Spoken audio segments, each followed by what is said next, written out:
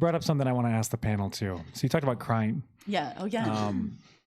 Do you cry in front of your spouse? I'm mostly talking to the two men at the table here, and then I'll answer this as well. Have you, and do you? Only as of late. As of late. That's Yeah, I awesome. mean, honestly, I think just because of my profession, the way that I was raised, I didn't ever have people in my family that cried. My dad never cried in front of me. He was a police officer, super just like rough around the edges. I heard tale of my grandpa crying, but the word on the street is that my grandpa would go to a separate room to cry. So he did it. We just didn't know about it. Very intentionally with people. Yeah. And so I'm a firefighter, so we obviously see some really bad stuff, and you learn to compartmentalize things, but that can bleed over into other facets of your life. And due to a totally unrelated thing in my personal life, I was like, well, I'm going to start going to counseling this year. Started doing EMDR, which EMDR is thebomb.com if you've never done it. Can you give like the 10-second version of what that is? For people that don't so know? Basically, the way that I understand it is there's different ways that you can achieve this, but what I did was I held paddles, and the paddles actuate your left and right side of your brain. And essentially what it allows you to do is process emotional or damaging things in a logical way that you otherwise couldn't if you were just trying to do it by yourself, which I've experienced. There's been times in my life where I'm like, man, I am like about to explode. I know that I need to get these feelings out. And I would like sit there and try to cry. Like, you know, put like, does everybody know who Yaruma is, the piano player? No. I put like sad piano music on and like, you know, like, okay, like sit in the dark, like, okay, it's Piano time to make you cry. It's time to cry. You know what I mean? And I just couldn't do it, you know? But, you know, working through EMDR and like, you know, basically going back to my childhood and coming to where I am as an adult and like basically hitting the reset button on a lot of painful things that I've experienced, it's softened me in a way where I feel way more comfortable, you know, being more emotional around Becca, being more emotional around my daughter, you know, and not trying to act like I'm some macho masculine person all the time, you know? Tom? Okay, like that warms my heart, right? Because I feel like, you know, like what John is describing is, you know, one of the hallmarks of toxic masculinity is that we are not allowed to experience emotions. We're not allowed to process them. You know, and I do think that that's a source of suffering for a lot of men, is that whatever trauma that you have from your day-to-day life or from your childhood or whatever, there's no way to release that without being able to cry. And if you feel like crying is something that makes you less of a man, you're just going to have a hard time with that. I feel fortunate in some ways that so my dad is a Hallmark movie person. That's right. And like he's a sap. Sorry, Dad, if you're watching this, you know this about yourself. And I'm a total sap. I will cry at even like sad commercials. Like it doesn't even have to be a movie, right? Like they just get your heartstrings. I know what you're talking about. You can push that button so easily. She found her Visa card. It was amazing. And I do think that like, you know, this is one of those things that I really hope for our son, that he grows up in a world where men are much more comfortable being emotional, that we're comfortable sharing our feelings with each other. And also men need therapy. So turbo dudes, go to fucking therapy. So to jump in for one moment here. Yeah. So to play devil's advocate here, like the people that, you know, I would say like in the dating world that generally talk about why men shouldn't cry, at least in front. So the narrative has changed over time. They used to kind of say, you shouldn't cry at all.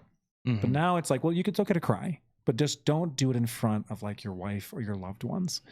And the rationale behind what they're saying is that like you're supposed to be like this pillar of strength, this beacon of like power in the relationship. And if you cry in front of your spouse, like subconsciously they're going to look at you as like breaking down and not being able to handle the moment. And I think that's actually a really like popular idea in like red pill communities right now. I've experienced the opposite. Yeah, it's okay to cry, but like just don't do it in front of like your loved ones, essentially. I've experienced the opposite. And what I will say is like this isn't like a trauma brag, but like some of the things that I've seen in my life are things that people never see in their entire lifetime. Yeah. Just you know, from the stuff that I've been on, and, you know, like Club Q shooting. I was on the Club Q shooting. You know what I mean? There's some stuff, some bad things that I've seen.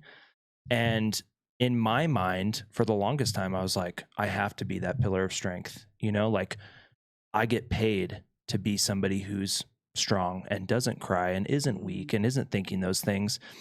And after I got out of my first EMDR session, I was like, I should have done this 10 years ago. Yeah. I feel like a totally different person. Like, I can't even explain to you, like, this sounds dumb, but it was like the trees had color again. Yeah. I could hear the birds chirping again, you know, like stuff that I was like, man, this is what it's like to actually process your emotions and process your feelings. And I think what I've experienced with Becca is that she like loves that I'm tapping into this side of me, because I'm sure for a long time it was pretty difficult for her to feel like I could really relate to her about stuff that had emotion attached to it, you know?